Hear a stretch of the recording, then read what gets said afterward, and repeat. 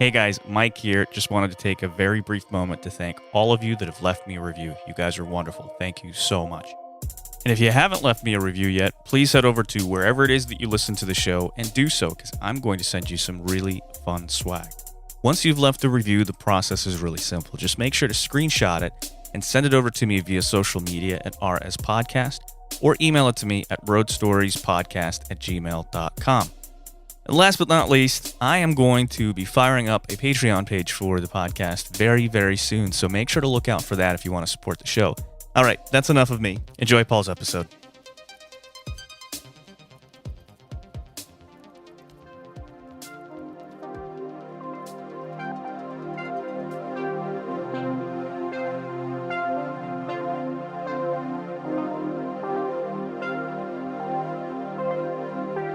My name is Paul Zuckerman. Very grateful that you're here at my law office, Carpenter, Zuckerman, and Rowley. When you told me that you want to be on the podcast, I was happy to do it as long as I didn't have to go to Agora. Agora is like, it's just not going to happen. I am happy always to talk about cars, how I got into cars, how I got into meeting Spike Feresten and Jerry Seinfeld, and how I ended up on that podcast, Spike's Car Radio.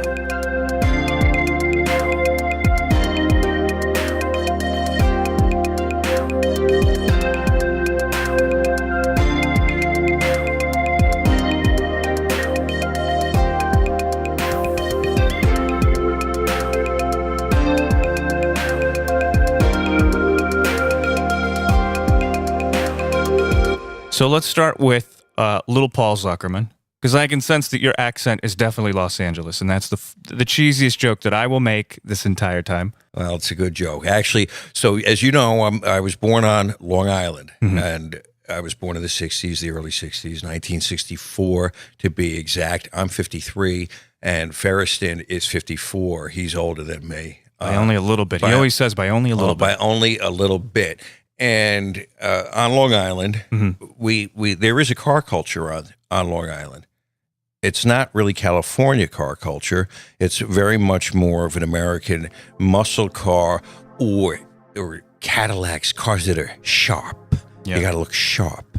Right. Remember that? Was it a Joe Jackson song? You got to look sharp. I don't. But I'll take your word for it. I'm going to have to think about it. But yes, that's where I come from. But I did move out here in 1982, and the minute I moved out here, I've been car crazy a long time. So I was car crazy before I came out. So the Cadillac stuff, is that how it started? Here's how it started. My father drove Cadillacs in the 60s because that was a symbol of success, and he had been a poor kid in the Depression, so he got a few dollars and he would get a new Cadillac every year, and my mother got a station wagon. Remember the old station wagons? Of course. 3 rows. I think we were classy. We had an Olds Vista Cruiser, which was the nicer kind of station wagon from GM. I think Chevy was a little lower down on the food chain, but we would ride around, and my mother would drive, and we would, like monkeys, jump from the 2nd row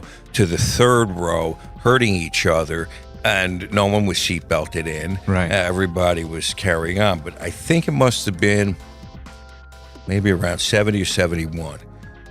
The car was in the shop, my mother's car, and she was supposed to pick it up. And in those days, there's no internet. Sure. There's no cell phones. He told her to come by earlier in the day at 3 o'clock. She got a ride. And I was with her. We got a ride over together to the mechanic's place. And lo and behold, the car wasn't ready. And my mother was a little bit aggravated. She said, "You told me 3 o'clock. I came here. It's not ready." And the mechanic said, "Take my car." And it was an AMX. Okay. I still remember. It was a white AMX with a Hurst 4-speed in it. I'd never been in a car like that. And my mother had learned to drive on a manual. She had to drive that thing, and you know it's shaking. It's got the cam. It's burbling. It's got the Hurst shifter. It stinks like gas. And I was so I remember it like it was yesterday, and that was the first time I said, "Oh my God, I got to get some of these cars. This is fantastic." Right. Yeah. For some people, that's the thing that fuels them to be as successful as you. Was that the thing that fueled you? Okay, there's an element of that. Sure. There is certainly an element of that. So you reached an interesting point, because when I was in high school and I passed my road test, I'd taken traffic school at St. Anthony's. It was the Catholic school, and we were in these AMC Concords, which didn't have air conditioning. It had 2 steering wheels. There was a brother in a, what do they call that? A casock, one of those big brown things that the monks wear with a rope around them. And it's, you're asking the wrong guy. I'm a Jew, so it's hard for me. Well, you're asking me. I think his name was like brother whatever. Sure. And he's in this thing. It's hot. He's got bad BO. We all have BO. It's the 70s, and we're jammed into this thing, and we're learning how to drive. There's 3 kids in the back. There's 1 kid driving in the front. The brother is smoking and cursing, and we're learning how to drive. And then when I got my driver's license, I had a share of the last station wagon, the 73 Olds Vista Cruiser, which had fallen apart as a result of snow and ice and rust. Okay. And the front quarter panels from the tire back were just worn through with rust. The door had rust. The back, or I should say the front fenders were rusted. The back quarter panels were also rusted completely out, as were the floorboards. And I had a 1/3 share of this car. And I thought that I was hot shit. I love this thing. Yeah. And we would be going down a hill as fast as we could, and be like, "Hey, throw it in reverse, man. Let's see what happens." Yeah. So we do that, or hey, why don't we play the Flintstones? And there was a guy, Craig Grossman. Hey, pull up the carpet and put your feet out onto the expressway and see. Okay. And see what happens. That's what happened when you didn't have the internet. You had to find things to do that were fun. You had to be a little degenerate. Let's go through the neighborhood and hit all the garbage cans. Sure. I mean, people still do that today. Do they really? Well, at least my generation. It was fun, because if you're a good driver, you get it just at the front right corner. Yeah. And you don't really damage the car all that bad, but the thing goes flying. Yeah. It's the right angle of attack. And there's less of a chance of getting arrested when you're doing the trash can versus, the mailbox. Right. Or the person. We did have a thing about this one guy's mailbox. Uh-huh. This guy Ferrara. We would go and we would hit his mailbox, and then they cemented it into the ground, which greatly upset us. And we thought, we're going to show them, so we got chains. Nice. And we chained it up to the mailbox, and the older Ferrara brothers came out with handguns and shoved them in our faces. And that was the end of the mailbox adventure. That was really scary. I got to say, Long Island sounded a lot more fun in terms of growing up than where I'm from. Very, very quiet in comparison. I think our parents just knew they were limited circumstances. Mm-hmm. They'd come out of more limited households. Sure. They were good people. People weren't getting up to they had no clue what we were getting up to. Yeah. My mother just basically said to me, "Just be home before I get up in the morning." Yeah. Oh, okay, Mom. Yeah. Sure. That was fun. Yeah. That sounds great. That's a lot of freedom. So to get back to your question, so I then moved out to California for USC in 1982. Okay. And when I got to campus, I could not believe how different it was here. The preppies, the privilege, and kids in 320i's, BMWs, in Porsches. It was so out of my conception that they had these cars. And that they were living this way. My mother dropped me off. I didn't have a car. She gave me $100 to last me until Christmas, which even then was no money. Yeah. And so I think I had a chip on my shoulder that was festering. I think that between the love of cars and the feeling like maybe there was subconsciously something to prove. Yeah. That I had to go make some dough. Yeah. But I always wanted cool cars, even when I didn't have money.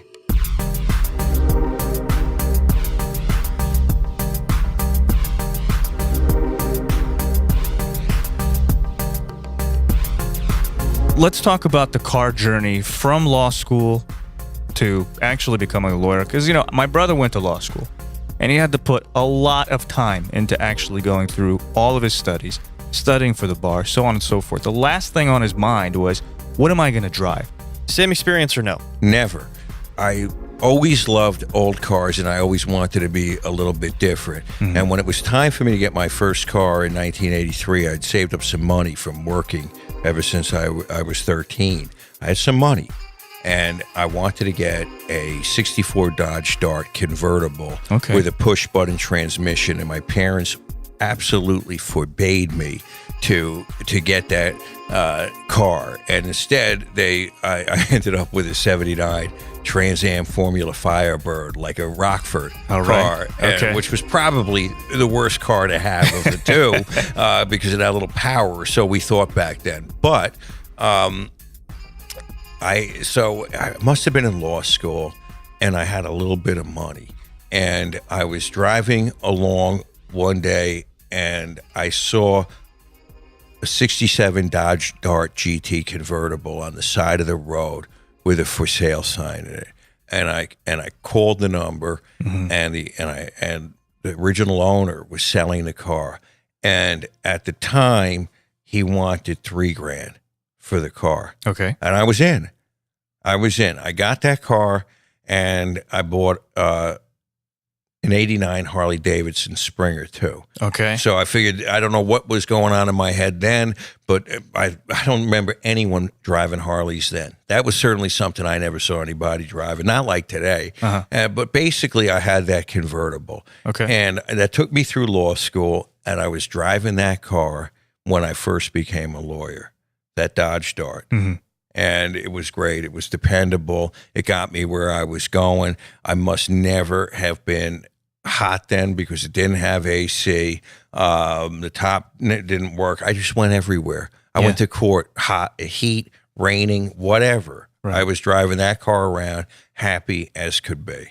Well, that's kind of the sign of something that you really wanted, and it actually turns out to be good, or at least good in your eyes.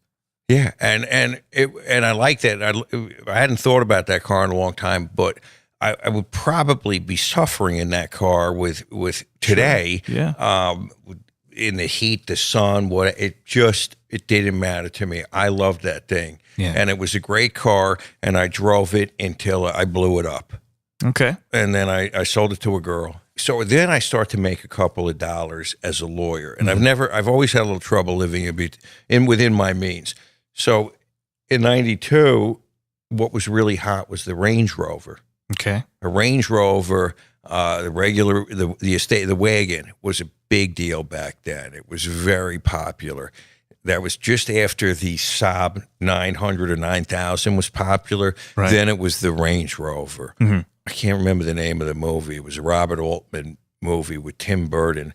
It'll come to me some other time, but he's the protagonist of the movie, and he is driving a Range Rover, and I said, I got to get one of those. So I got a Range Rover, which I really couldn't afford. I could barely make the payments, and the thing was a piece of fucking shit. Yeah. It would chew up batteries, chew up brakes rather. It was just killing me on the upkeep. But I had that Range Rover, and I felt pretty special in that car. I look back and I think that would be a silly car for a young lawyer to have, that Range Rover. And after that, I got this Ford Ranchero GT. Okay. A 71. Very eclectic, by the way. Yes. We're going in a lot of different directions. Well, because I love cars, right? So think about it. When's the last time you saw a lawyer in a Ranchero? I can't say that I've ever seen a lawyer in a Ranchero. Right. I would joke and say I do pool maintenance law and gardening law. Okay. But it was maroon. It was even better. It was a maroon car. It was a GT. So it had the flip up headlights. Okay. It had the little rocker molding on it. It had a Hurst 4-speed and a 351 Cleveland, and it was with that light back end. You could just light that thing up. It was fun as fuck with a big giant 750 CM carburetor on it, blowing gas out the back. And so I'm driving that around. And at the same time, I think I had an 85 Ram Charger which was like a Desert Storm vehicle, was their version of the Bronco that they had back then. Yeah. So I thought I was hot shit. See, I enjoy the car experience. Does that work that way for you? Sure, of course. I think it works for everyone who's into cars. Right. If you like something, that's what happens, regardless of what that is. You know, I mentioned to you that I came from watches in the cars. Watches did the same thing. I like a watch, but I'm a one-watch guy. I wear one watch. That's the end of the story. But cars, I'm not a one car. Very different story. Yes. Very, very different. And it's never left me, and I've always had aspirations. So at another point, I got a 6.3 Benz. Okay. I think it was a 69. It was charcoal over black. And this is in the 90s. I could, again, a car I couldn't afford. I bought the car for $12,500. Those are going six figures now. Yeah. But it was the maintenance that was diabolical on that car, with the air suspension, all the little gewgaws on it. But I loved that car. That car really rocked me. That made me feel sophisticated. It made me feel important. It took me back to my dad, who had a 72 280 SCL, which was essentially the same body type, but with a smaller engine. Right. And that was a great car. And that's when I started to get a couple of dollars, and then it was on.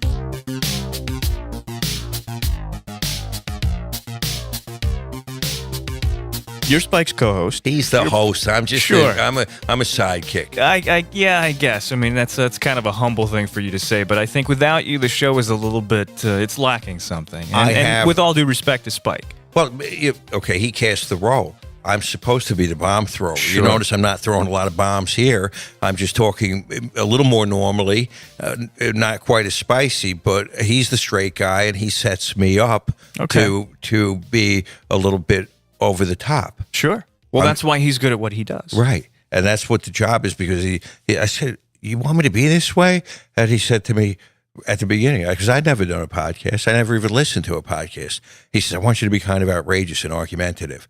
Well, why do you want me to do that? He said, that's what's interesting to the audience. I said, well, okay, I can be argumentative. Yeah. I'm a lawyer. I'm contentious. Sure. I'll have at it. I definitely want you to share a lot about Spike and Spike's Car Radio. But before we do that, I want to ask you, because you guys have this word that you use, and I want clarification on it, and I want to go back to the original of that word. You talk about Taproots, and it's not the terrible 90s new metal band that we're talking about. I don't know if you don't know who that band is. So, let's talk about Taproots, and let's talk about like the original one, because it kind of sounds like that Hurst shifter.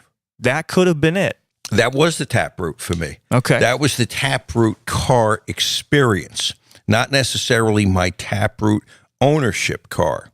The car that really spurred me on to my current level of collecting. That's a different car.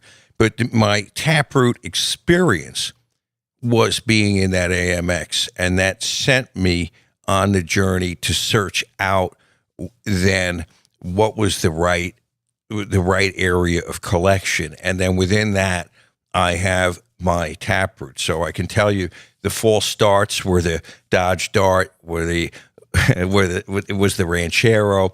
It was then I had a couple of pickup trucks. Because Dodge was the only company that would finance me in the mid-'90s. Okay. So I had this little Dodge Ram, which was, of course, a funny car to go to court in, but I'm not really a pickup guy. Yeah. And then there was the 6.3, which was kind of on the right track, but with the wrong time for me. Then there was an Impala SS. Then there was a whole series of muscle cars trying to get back to that AMX experience. Okay. Do you know what? You know how memory is funny? Like, you don't remember anything bad, really. You remember what was good. Yeah. It's the nostalgia. So in my mind, that AMX is the most perfect vehicle in the world. The reality at the time, it was probably a piece of shit, right? The way they made them, of course, with the panel gaps are a half of an inch. Yeah. There's wind coming through the leading edge of the door. The window falls down into the door. The windshield wipers don't work. The radio shit. Gas is spilling out the back. That's probably the real experience of the car. But in my mind, It's like the Mad Max car, the last of the V8 interceptors. Yeah. And so it was the Holy Grail, which then I tried to reproduce, I think, in the late 90s and early aughts, when I started to make a little bit of money. And I had to keep searching through various muscle cars and Corvettes to finally get it through my head that the problem is not the individual example. The problem is just that realm of cars. They're cool to look at. They're not drivers. Right. So that, it kind of sounds like to me that might be the transition as to why you went to Porsche and to German stuff. Right. Because I don't want to say you were primarily a Porsche guy, because I don't know. I haven't actually seen your garage, but from the sound of the radio show and just the way that you guys have the enthusiasm for Porsche cars, it sounds like the majority of what you drive is Porsche. I saw a delivery of one right as I was walking up to greet you. Right. I had an anti-Porsche prejudice, though, or Porsche spike. Sure. We had a prejudice because, again, when I got out here and people were driving Porsches, which I could never aspire to, I turned a blind eye to them. I wrote them off as cars that dicks drive. You had to be a dick to drive a Porsche. And in the 80s, there were a lot of dicks driving phony slant noses, phony turbos, all sorts of phony cars. Right. And so I never thought about Porsches initially. I had ruled myself consciously or subconsciously out of that category of experience. I guess I never thought I'd get there, so I just didn't look at those cars. And then I did get there, but along the way, I think I can't remember, a couple of GTOs. There were a 62 Vet, a 65 Vet, a 67 Vet, a 66. I can't. There were a lot of different cars that were not satisfying because I couldn't drive them right. There was always something broken, something not right. The engine was pinging. And then I think in 2000, I got enough money that I had a new car. It was the first really nice car I got was a M5. Okay. An E39 M5. That's when I finally said, man, I can afford this car. So that was the first brand new car that was a luxury sports sedan that I could afford and I could drive. It was also the first car I ever had that had a stick. So I had to pretty much learn on, I think the stick cars maybe even came after that. My mind is screwing me up. Yeah, the muscle cars came after that. I got that M5, and then I started off on the, I had the 6.3 Benz and the M5 at the same time, which was really, I think, the right direction. Think about that. Yeah. Right? A Benz and a BMW. Sure. But then I wanted to, as I got a little money, I wanted to find that holy grail, that AMX, and then I went into all the muscle cars. Got it. That's how that happened. Okay. Yeah, sorry for the misrecollection. And then at a certain point, I met Spike. I must have met Spike around 03 or so, and he's always driving Porsches. And that's when my mind about Porsches changed. I'm going to really credit him, because I would see him in a Porsche. I could relate to him. I liked him, and I saw the cars in a different light. Got it. I was contemptuous prior to that of Porsches and those drivers, those rich fucking assholes. Sure. Right? That's part of that hunger that was driving me. Right. And my anger at people for being successful. And so I'd see him in his Porsche, and he had a Conda Green 70S. He had a white 70T. He had a 73S. He had a Tangerine RS. I started to see the slight variations, and he would explain them to me. And I was driving around then with a 62 Chevy Corvette. I think I may have had an E-Type Jag at the time also. I was still all over the place. And then I said, oh my God, I learned a little bit more about these 911s. I learned about early ones. I learned about later ones. I learned the history. I started to get it. And then I drove one, and I was like, what an idiot I am. There's that contempt. taproot. Yeah, right. Yes, I said contempt prior to investigation. That's always been the thing of my life. That a lot of times my initial prejudice about something turns out to be completely wrong. Okay. So all those years, I'm not interested in Porsches. I liked BMWs. I liked Mercedes. I was against Porsches. I had a connotation in my head. I had a notion in my head, and I was wrong. Yeah. You and I have something very in common. It's slightly different in the way that it kind of comes out. Because I was very contentious with Porsche as well for other reasons, more moral reasons. Right. But, I got into one. I was like, God damn it. This is such bullshit. They're damn good, but I still won't own one. Is this like a residual World War II? It is a residual World War II thing. Yeah, but all those guys were Nazis. You don't think BMW was Nazi? I don't drive BMW either. What about German? I don't drive German. Right. Now, I take a little secret pleasure in being the one that ended up with the spoils. Yeah, that makes total sense. It just doesn't work for me. And there's no judgment here. It's not like I'm judging people for doing that or for purchasing German cars or for purchasing German products. It's not like I boycott every German product. I happen to use a ton of German products. Historically, it's significant to me and my family, so I dove deep into that world and tried to understand that world. But I'm also the logical type, and I give credit where credit is due. And I've driven several Porsches, and I get it. I really do. I get it. I understand it. Most of them are pretty amazing to drive, aside from a few that had some mechanical issues. But I'm sure if those were sorted, they would be pretty damn good to drive too. It's my own Michigas, This is we are very alike in this fashion. I don't stop reading about World War II. Spike is always saying, "Why are you reading the same book?" I said, "Because I can't get over it." He says, "Why?"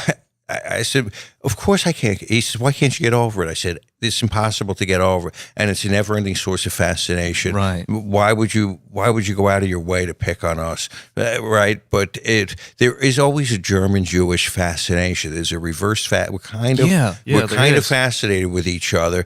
When my father went from Cadillacs to the 280 SEL in 1972, my grandfather, his father, came to him and shook his head and said, "Oh, Harvey, how could you? Yeah. Like, shame on you." And my father was angry man. Yeah, that was a long time ago. They make a good car. He was very proud of it. But yes, I have a 55 Gullwing and a 61 300 Roadster. These are really made by Nazis. Yeah. Do you know that the engine in both of those cars is a derivative of the 12-cylinder engine that I think was in an FW Focke-Wulf fighter plane, and the Bosch direct injection was also used in the ME-109, so that the plane would not stall in a dive like the carbureted American planes. Right. There are elements of aircraft manufacture in the frame of those cars. These are very directly the outgrowth of war technology. Right. I love the history of it. Yeah, so do I.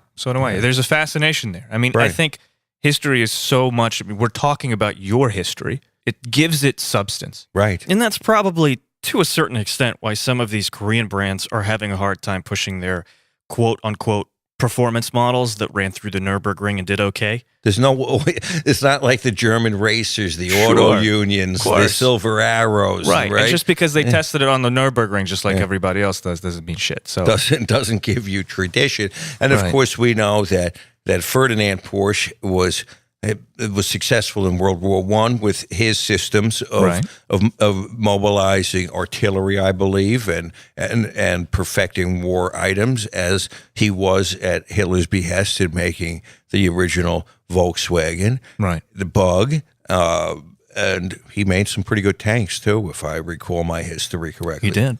You know what? To fall back on the Porsche, there were several different manufacturers of the same tank, whichever, I don't remember if it was a Tiger or what the name of the tank was. The Porsche version, though, lacked a machine gun and a little ball turret. And the soldiers didn't like that version because the enemy could get closer to blow it up. Why I know that, I don't know. but it sticks. Oh, you're reading all the books. I must have read the books, and I must have thought, here we give Dr. Porsche all that credit. Why wouldn't he put a machine gun? Who knows? Who knows? History is history, and people should know. And I think it's important for consumers to know what kind of history a brand has, regardless of what the origin of the brand is, whether it be Porsche, whether it be Royal Dutch Shell, whether it be BMW. And I'll let you guys Google that, their affiliation with World War II. Do you know who Magda Quant became? No. You know the Quant family. The Quant family owns BMW. Right. They've owned BMW since the beginning. In fact, Right. I think BMW is one of the largest family-owned automobile manufacturers think so, yeah. Still out there. And Quant, the industrialist, maybe it was Willie Quant, had been through a number of wives in the late 1930s. By then, he'd been through a number of wives, and he had children from different wives. His last wife before World War II was Magda, and Magda and the Quant guy, Willie, whatever his name was, they had one child. Magda then divorced Quant to make a very important political marriage to Joseph Goebbels. Oh, okay. And she and Joseph and their 6 children died in the bunker. Yeah. And that younger Quant went on to have, I believe, a pretty significant role in the company after World War II. Not that any of this is his fault, but Sure. that is the history. Right. It's just the history. It just is. Exactly. It just is. But I think a lot of people turn a blind eye to the history just because, I don't know, maybe they don't like it. Or maybe they just don't have the time or the interest. Or maybe they just don't care. I think why should people care? When I was young, I didn't care. I cared about World War II because it was close, and my father was in the Army then, and it seemed to be relatively recent history to me. Could I care less about World War I? No, I didn't relate to World War Right. I. So I figured my kids have to relate to World War II as if it was something that had happened in the last century. Right. Which Yeah. it did. Yeah, it really did. It really did.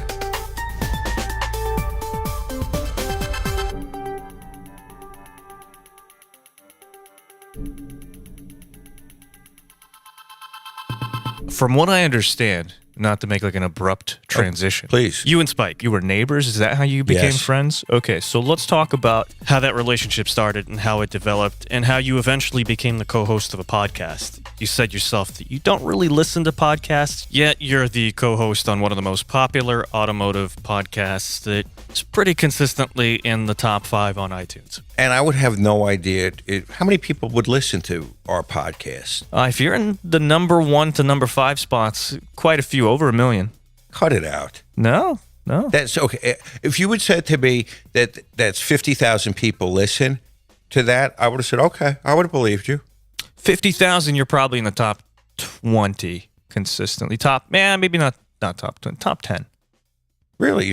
So 50,000 people tune in, it's 50, that's top 10? Yeah, I think so. I don't know, because I haven't gotten to that point yet. So I'm I don't getting know. there. But there's a big difference between 50,000 and 1 million. Let's put it this way. Let's simplify it. You guys have quite a lot of listeners. I'll take it. I'm just amazed that people even know every so often who I am. It Sure. cracks me up because Yeah. I'll say there's A-level celebrities, B-level. If I'm a celebrity, I am a Z-level celebrity. I see what you did there. Yes.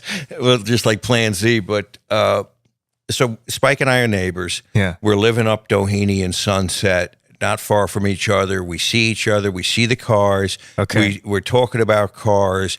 We're sharing our experience. He's convincing me that I really got to try Porsches. And a friend of mine had purchased an R Group car. You know about R Group? These are this kind of hot rodders before Singer and these other hot rodders. These are guys who make their cars lighter, faster, who make them a little more outrageous. And he got one of these cars, and I drove it, and it was. It was some. It may have been a long wheelbase, as they call a long hood. They call it a long hood. May have been a 73. He also had a 69. And I fell in love. I was like, wow, you can really drive these things. Once you learn just a little bit about the handling dynamics of a 911, you're sold.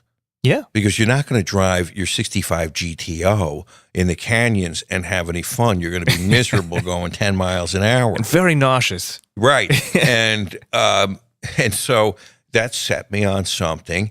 And I found a guy, an R Group guy, who had a 72 911 that he had made as a lightweight RS recreation. Mm-hmm. It was Viper Green. He did a really, really good job on this car.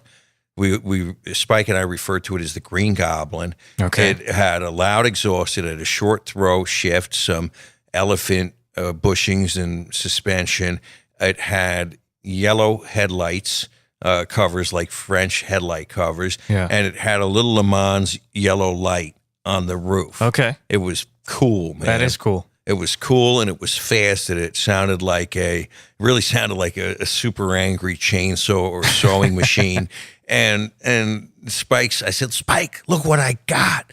And I think that he was a little tongue in cheek because obviously it's a funny thing to start off at, but that's where I started, and that's the Taproot 911. That's the Taproot Porsche. That is the car that I fell in love with. My kids loved the color. I had small kids, and the green car, the name the Green Goblin, the sound it made, they were thrilled with that car, and I was thrilled with that car, and I was driving that thing around. And once I got into that and started to get into the mind space about, whoa, these 911s really are great. Yeah. These guys weren't lying. This isn't bullshit. This is something that's really worth pursuing. And then you start to I started to investigate the permutations of 911s and to educate myself. And I'm a pretty quick study. I quickly went to a 993, and I had a 98 C2S to go along with the Green Goblin, and I got rid of all of the American stuff, and I was driving those two cars around and really enjoying them. Got it. And then I got a couple of janky R Group cars too. Some big engines dropped into early 911s just for fun. Sure. And I went into a place that I think a lot of new 911 guys go, oh, I'm going to make my own hot rod, and I'm going to make this car. And I found this 73 Targa, and we dumped a 3.6 from a 993 in there. And it was so exciting to think about. And I got that car, and it was a Frankenstein car. It was I was so ashamed of it. Once I realized, I thought, what a conceit that Zuckerman can make a better Porsche than Porsche. Yeah. What am I thinking? Yeah. My stupid ideas. I really felt like a child molester with this car. It was bad. That's harsh. It was a harsh indictment of myself. I'm just going to say it. And I was like, wow. I got rid of that thing as quick as I could. And that's when I said, it's better just to respect the original. The secret sauce is in the original recipe for me, right? Some guys love the hot rods. Sure. I decided that it was time to really delve into the originals. And at a certain point, Spike had this Tangerine RS. And I thought that was the greatest car I'd ever seen in my life. And one day he said to me, I'm going to sell this car. And I said, I'm going to buy that car. All right. And then I said, what's the price? And he told me the price, and I said, oh my God, that's so expensive. That is so expensive. I said, he says, and he's a great salesman too. He said, well, Zuckerman, you don't have to buy it. You're not going to hurt my feelings. But if you do buy it, you can just consider you're paying next year's price today. You'll still be ahead of the game. And I thought, okay, I can deal with that logic. And so I bought it at the following year's price. And that was I was driving that car in Malibu, and the guy that Spike had got it from happened to see me driving the car. Okay. And he said to me, hey, how do you like driving that car? And I said, I do like driving your car. He said, well, why don't you join me for a cup of coffee? And Spike was there too. Oh, okay. And that's how I met Jerry, and we became friends. So was the guy that asked you, how'd you like that car, Jerry Seinfeld? Yeah. Okay. Yeah. All right. So that car, the Spike's car, had been owned by Jerry, had been owned by Sam. It was one of the few 911 RSs, 73 RSs that was actually imported new into the U.S. Ah, okay. And that's really a great car, which barring any unforeseen consequences, I am not selling. Not every day does that happen to most people. Where Right. you're driving a car, regardless of what car that is, where Jerry Seinfeld pulls up and goes, "How do you like driving that car?" Well, it happened to be at that point I'm living in Malibu, and I didn't know that Spike and Jerry went to the Malibu Kitchen. And I frequently didn't go there because the owner I thought was a lunatic. He's now my very good friend, but he is a lunatic. He was an angry man, and I never really turned away from a nice fight in my life. I liked having fights with people. Okay. But when I moved to Malibu, I said, "Wow, this is a small town. Yeah. You can't really argue with people here because your neighbor's going to see you." And so when I moved to Malibu, I made a conscious decision that I was not going to have any crazy arguments, even if they were funny. I wasn't going to have a crazy argument with anybody because there's not very many people living there, and so I would kind of steer clear of the Malibu Kitchen because Bill could be a bit of a handful. And so I'd taken my son to soccer and left him at the Bluffs. I needed a cup of coffee. That was the closest place. Oh, okay. So I pulled up there at 8 o'clock Saturday morning or Sunday morning, and they were sitting there having coffee. That's great. And that's how it went down. And that's when we started to hang out, and that's where I think at a certain point when Spike was going to do the podcast, they both said, "Well, you're going to be on the podcast." So it wasn't even asking you. It's like, "Hey, Paul, do you want to be on the podcast?" They just said, "You're going to be on the podcast. You're a part of the trio." Right. And I said, what? I've never done this. Mm-hmm. Well, they said, "You can tell a story. You're a lawyer. You know how to tell a story. You know how to articulate. You've got a funny voice. You've got a funny accent. You are funny. You say strange words." And Spike always says I sound like I talk like a Mo from the Three Stooges. A little bit. You dumbbell. Yeah, right. A little bit. Right. So they said, "Yeah, you'd be great." And I said, "I don't know. Right? Why would anybody want to listen to what I have to say? I never want to listen to what anybody else has to say." Yeah. So they convinced me in that first time, sitting at a table with Spike and Jerry, who are, they're some of the best talkers in the business. Oh, I think without a doubt. I'm laughing because I'm thinking must be what like guitar camp is like when you pay a whole bunch of money to play guitar with Eddie Van Halen and Jeff Beck or whatever. Right. And I'm sitting there at the table with them, and Jerry's throwing me bones so I can get a funny line in. He's that good. He's just that good. Well, he's Jerry Seinfeld. Right. Yeah, that's all you have to say. Right. He's Jerry Seinfeld. And for me, the greatest thing is that I get to see how they speak. The conceit of every lawyer is he's the best speaker in the world. Sure. So every Jewish lawyer thinks he's the smartest guy in the world too. You know that. That as well, of course. Right? We think we're pretty sharp, right? So we think we've got it. We think we're smart. We think we're clever. We think we're funny. Right. And so to sit with these guys and really see them in their craft and see how they put words together or tell a story, see what their timing is, how they do it. It's a real eye-opener for me as somebody who also communicates. I'm getting something every time I do a podcast from somebody. Huh. Oh, okay. yeah. I overcome some preconceived notions again. I think, naturally, people in Hollywood are idiots, right? Why would I think that? I don't know. But that's the thing that I thought, these guys can't be smart. Yeah. I know Spike and Jerry are smart, but what about all the other guys, right? Yeah. They're just dumb actors, right? Dumb this, dumb that. And then every one of these guys is off the charts smart.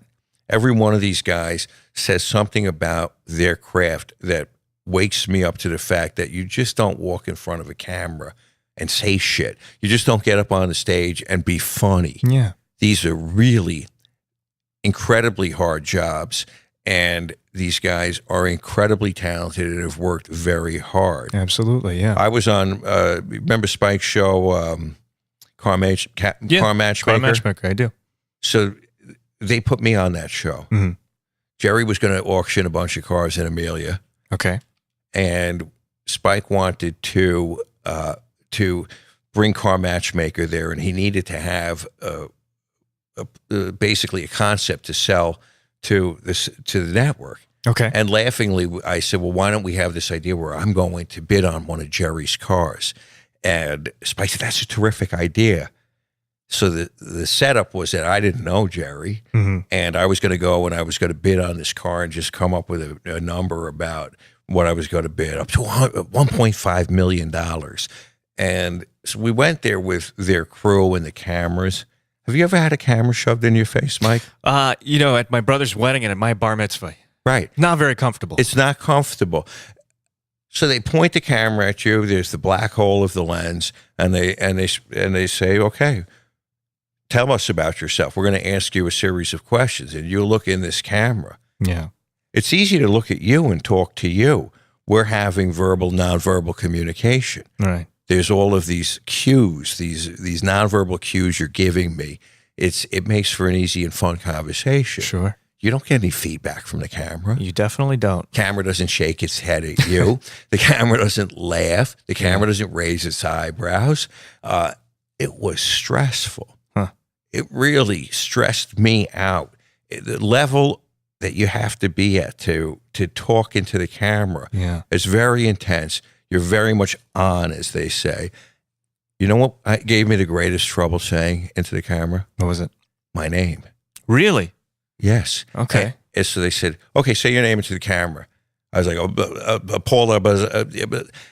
And I said, and I think after that, Seinfeld said to me, well, how did you like it? And I said, well, Jerry, what's funny is that it was hard to talk into the camera, particularly saying my own name. And he goes, well, of course, lots of people are like that. Huh. I said, really? Why? He goes, well, that's because you're the most vulnerable then. You're the most open then. He said, a lot of people have difficulty with that. So it clued me into how hard it was that I look at my mannerisms on camera, how I move on camera, right? How I look. Wow, this is really hard to be good at this. Yeah. How many times I hesitate over words or say, you know. Yeah. That was very difficult for me. It still is. I do it a ton, and it's repetitive almost. It's habitual. It's so hard to break that habit. It's funny because talking well, it's an art just like anything else, and practice makes perfect. Also, I tend to have this problem where I hate listening to myself. Right? I hate it. Right? This is why whenever I try to interview, I try to speak as little as I possibly can. I want to keep the conversation going, obviously, but it's not about me. It's about the other person. It's not my story. It's your story. But, you have to throw some stuff in there so that you can continue the conversation. And sometimes it doesn't turn out super great. It doesn't turn out great. And when you listen to yourself with a much more critical eye than you listen to anybody else. Yeah. When I hear myself say, I don't know how many times I've said it in this podcast, but I know I've probably said it 50 times. It's better than Yeah, that's a tough one. It's better than like. Yeah. It's better than people say, yeah, no. Yeah, no. I hate yeah, no. Yeah. Yeah, no.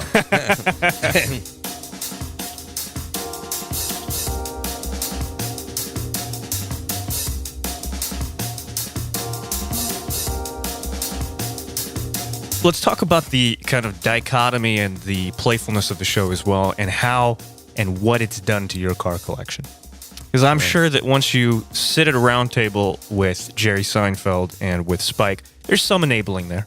And it sounds like it's gotten to a point where I was listening to one where you were talking about the Carrera GT. Right. And I was listening to the one, I think it's the same episode about the 918. Right. So how does that work, in a mind like yours? Because I know that lawyers and people that are type A personalities like you are very competitive. And it's going back to that, sure. Like, I'm going to prove you wrong because that's just the way that I am. So how do you control yourself? Because you can get into trouble very, very quickly. I can't control myself. I'm an addict. I'm a car addict. I cannot control myself. And I am a very impulsive person, which is, you've heard about Plan Z. You know this concept that was Plan A and B fail, go to Plan Z. Go to Plan Z. And I think that once Spike or Jerry said, it came out of a conversation that we were having, which is, how do you make this work? And I said, I just call it Plan Z. And started laughing at this. What is that? And off the cuff, I said, it's impulsive and ill-considered. It's basically what it is. You just say, fuck it, those two words, and you get it. Right. And then you figure out a way to make it happen, which as a Pied Piper around here, I convinced my partners to go in on cars. Hey, I got a great idea. Let's get this car. And they love the cars too, so they go along, and every so often I reciprocate and get into one of their little adventures. Okay. And this sharing of cars actually has worked out really well. I'm very close with my partners and friends like Spike or my other friend Mo, so we can own cars together and not have any problems with taking care of it. I see. So you have a strategy for this. It's not as simple as let's just go ahead and, like you said, fuck it, and buy whatever's on eBay or bring a trailer or wherever. You got a strategy. I mean, it's a very lawyer thing to do. It's kind of a Ponzi scheme. It's kind of a Ponzi scheme where I have this amount of money that doesn't get you anything, but I'll turn it into a car. I've laughed at times where because I buy enough cars from Dean, who's now at Beverly Hills Porsche, I'll get a GT2 RS allocation at sticker. Okay. We get that car at sticker, and everybody says, hey, can I share that car with you? And I was laughing. I said, I could sell 10, 50% shares in that car. Yeah. I could really make some money on that one. But right now, that's the first, I think, three-way split we're doing. Okay. Me, Mo, and Spike are going to own that car together, so that should be interesting. Paul, this is a pretty bittersweet moment for me. We're approaching the end of our conversation. But I'll stay optimistic and hope that this isn't the last conversation that we're going to have. Anytime. It was a real pleasure to meet you. Likewise. Thank you very much for being very hospitable and having me in your beautiful office. Anytime anyone's been in an accident or injured, call Carpenter, Zuckerman, and Rowley, and you can follow me at The Real Zucker. That's right. I have to do this. I have to ask you to say it. And you know what I'm asking. Money? That's the one. Yeah, I gotta go make some fucking money.